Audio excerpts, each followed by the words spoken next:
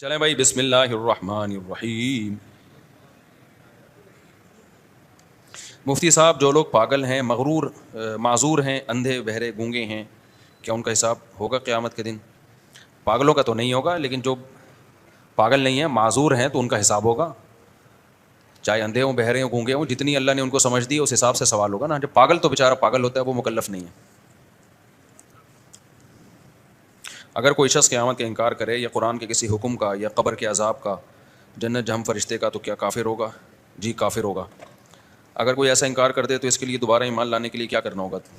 کلمہ پڑھے اور اس اقرار کرے کہ میں اللہ پر ایمان لایا، اس کے فرشتوں پر، اس کے رسولوں پر، جس چیز کا انکار کیا اس کا اقرار کرے۔ پھر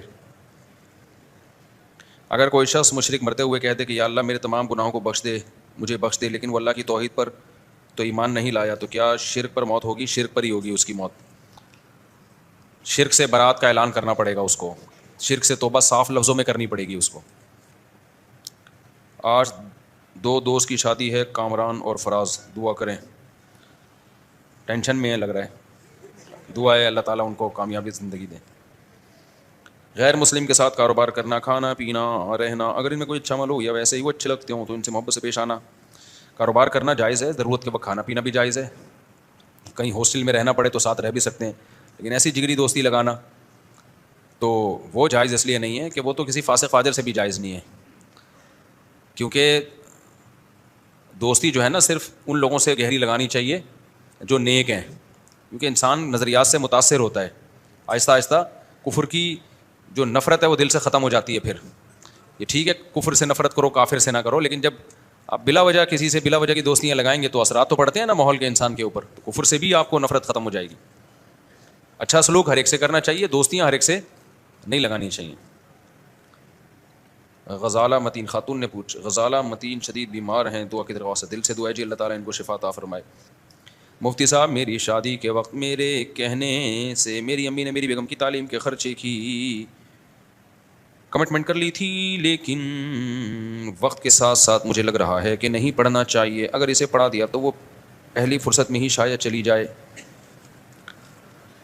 بھئی آپ کے گھریلو معاملات ہیں، آپ زیادہ بہتر سمجھتے ہو، ہر ایک کے حالات ایک جیسے نہیں ہوتے۔ آپ نے جب وعدہ کیا تھا پڑھائیں گے، اس وقت آپ کی نیت پڑھانے کی تھی، اگر اس وقت نیت ہی نہیں تھی، ٹوپی کرا رہے تھے، پھر تو یہ حرام ہے، دھوکہ ہے۔ اور اگر نیت ہی پڑھانے کی بعد میں آپ کو لگا کہ بھئی وہ حالات نہیں ہیں پڑھانے والے، تو پھر آپ جانیں، آپ کی بیگم جانیں، سسرال جانیں، پھر یہ وعدہ خلافی نہیں کہلائے گی۔ حالات کے چینج ہونے سے انسان کی رائے چینج ہو جاتی ہے۔ مفتی صاحب، میں نے سوال یہ ہے کہ میں نے ایک جگہ، یار اردو کو اردو میں لکھ لیا کرو، کتنی اچھی بات ہوگی، اردو کا تو بڑا ہی غرق ہو رہا ہے، اردو کو بھی انگلش میں لکھ رہے ہیں یار، اتنی مشکل ہوتی ہے پڑھنے میں۔ یہ کہا تھا کہ جو شخص کھانے کے بعد ایک دفعہ سورہ اخلاص پڑھ لیتا ہے، کچھ بھی ثابت نہیں ہے اس کھانے کے بعد ایک دفعہ سورہ اخلاص۔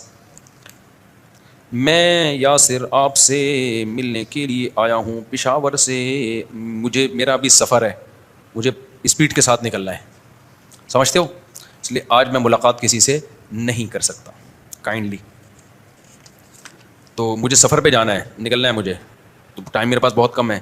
آپ ہیں؟ اچھا ماشاء، آپ مسافہ کر لیتے ہیں، ابھی آ جائیں، ابھی آ جائیں، اتوار کا بیان ہوگا، میں آ جاؤں گا اتوار سے پہلے۔ میرا نام محمد پیاز ہے، میرا تعلق وزیرستان سے ہے، میں اسپیشلی کے پی کے سے صرف اور صرف آپ سے ملنے کے لیے آیا ہوں۔ وہ تو مل لیا میرا خیال ہے۔ وعلیکم السلام، کیا لینڈی والان خادے دیغت میں غت خلتی کڑے ٹول خادے، صحیح ہے صحیح ہے، اچھا ماشاء اللہ الحمدللہ، اللہ پھر آئیں گے انشاءاللہ، ضرور اللہ جزائے خیر دے آپ کو۔ اسلام وزیرستان اسٹیشن ماشاء اللہ سب سیٹ چل رہا ہے وزیرستان میں، ٹول خادے، چلے اللہ جزائے خیر دے، جلدی سے لے لیں جلدی سے، چلو بھائی۔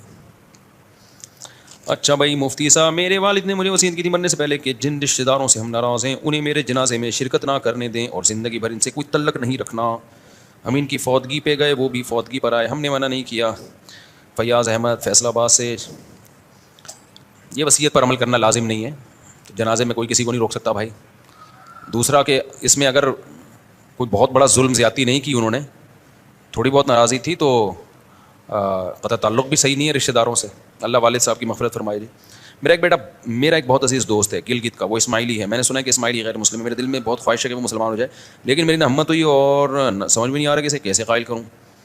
میری رہنمائی فرمائے، میں آپ کی ویڈیو اسے بھیج کے قائل کرنے کی کوشش کروں گا، اس سے پہلے وہ مارکیٹ سے، ایسا نہ ہو کہ اس سے پہلے وہ مارکیٹ سے شارٹ ہو جائے. عامر جدوں، ہری پور ہزارہ. بھائی ویڈیوز بھیجیں علماء کی، یہی ہے. خود سے کسی کو جب آپ کہتے ہو نا تو اگلا ضد میں آ جاتا ہے. ایسے ڈائریکٹ کسی کو تبلیغ نہیں کرنی چاہیے، ضد میں آ جاتا ہے آدمی. بیانات بھیجیں علماء کے. بہت سے اسماعیلی مسلمان ہو چکے ہیں، ان سے دوستی کرا دیں. اچھا بھائی جلدی جلدی.